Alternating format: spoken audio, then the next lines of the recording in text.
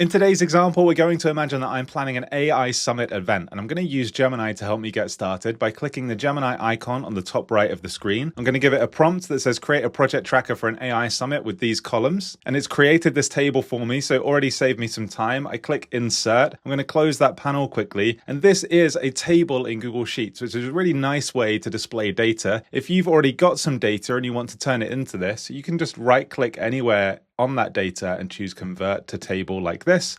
You get a nice colored heading, you can give the table a name, and it automatically does alternating colors as well, and allows you to do a few different things. So back in our first sheet here, let's imagine the owner column, we want to have people listed. So I click on the arrow at the top of that column, and I can choose the column type. I'm going to choose Smart Chips, and then choose people. And now it's pre-filled here, and I can click and then choose someone on my team as the person responsible for that task. If ever you want to insert a smart chip manually anywhere on a spreadsheet, you just type the @ symbol and you'll be able to do the same thing. I've filled out the table now. Let's look at a few more things we can do on here. The first is for this status column, I don't want to have to type this in each time. So I click on the arrow again, choose edit column type, and this time I'm going to choose drop downs. And now it's changed all of the statuses into drop downs, and I can assign these colors as well. So for in progress, I'm going to choose an orangey yellow color. For not started, we're going to choose red, and for complete, we'll choose green and click done. And I'm going to add a new column on the right of the table by hovering over the final one at the moment and clicking this insert column right button.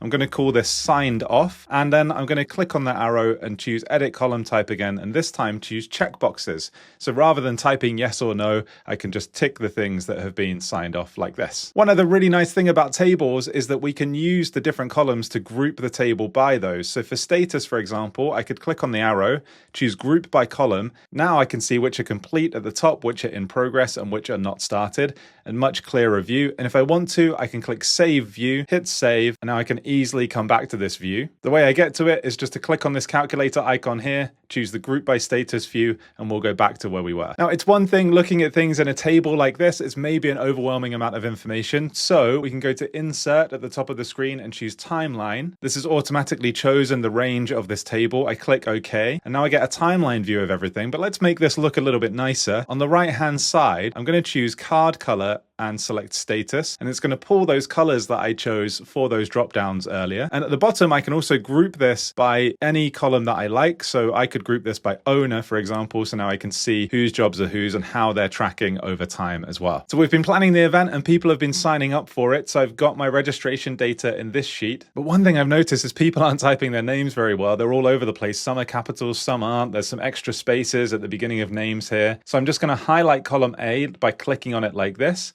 Then I'm going to click Data at the top and use some data cleanup features here. Now I can choose cleanup suggestions, or I can select which tool I want to use. Let's go to the suggestions here. It's showing me where there's white space that I might not even see in a cell, like after a name, which might cause problems in another system that I'm using. So I can just choose Trim All. And it's also spotted some duplicates in this column as well. So I've got the option to remove those duplicate rows. If I mouse over, it shows me where they are on the sheet. So I can just click the tick here and it will go and remove all of those duplicates for me. Super quick and easy. Let's close that panel on the right here. And now I want to fix these names. So I'm going to right click on column A and choose Insert One Column Right. I'm going to name this column Fixed Names like this.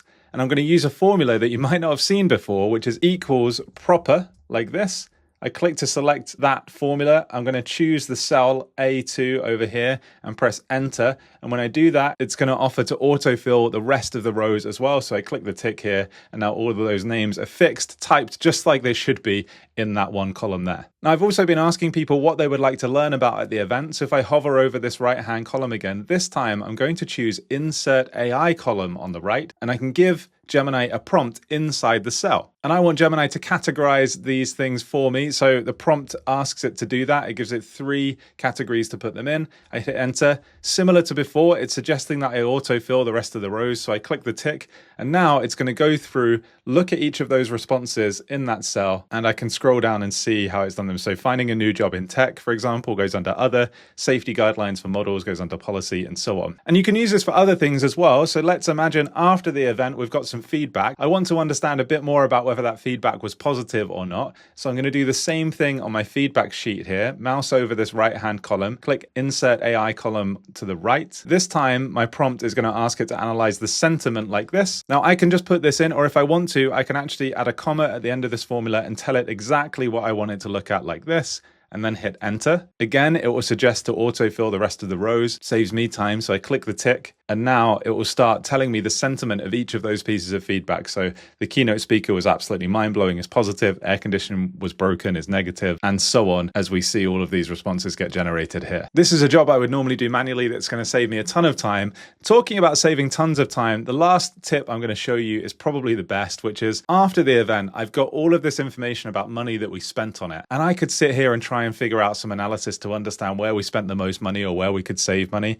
But instead, I can just right-click anywhere on this table and choose Analyze with Gemini. It's going to open up the side panel for me and do a full analysis and maybe even create some charts as well. So in this analysis, there's some charts here, the total spending by category like this. If I scroll down, it's done a monthly trend as well. And then I've got this full analysis where it says expenses are highly concentrated in event-related categories, which is good because this is an event. It tells me the venue category has the highest spend. There's a significant spike in spending in the spring, and more insights here as well. And all of these charts, if I want to insert them and edit them, I can just click the insert button like this. It will add it to the sheet, and I can then double click on that chart to edit it like I normally would with the options on the right hand side. There's even more that Gemini can help you with in Sheets, and you can check out this video where I show you how to write formulas with it. I'll see you in the next one.